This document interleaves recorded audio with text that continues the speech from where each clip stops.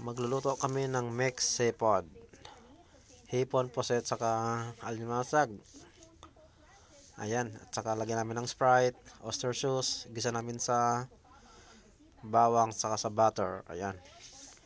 Minikos-mikos na ni minsan. Ayan. Ngayon, nilagay na yung alimasag.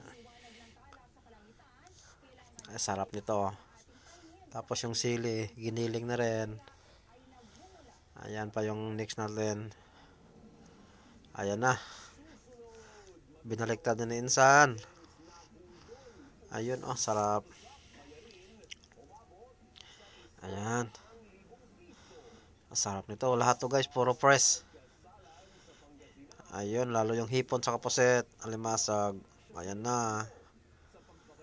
Ayan na, ayan na, oyster sauce. Nilagyan na ng oyster sauce. Sarap nito, sira ang diet. Ayun, maglalawan nito ang mga mahilig sa seafoods. Ayan, thanks for watching. Kain na tayo. Ayan na guys, finished product. Wow, manghang.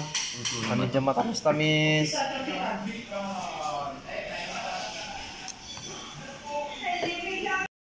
Wala ah. Tumakas ba? Hindi naman nalabas eh. Kaya tulog. Pagod-tikot mo.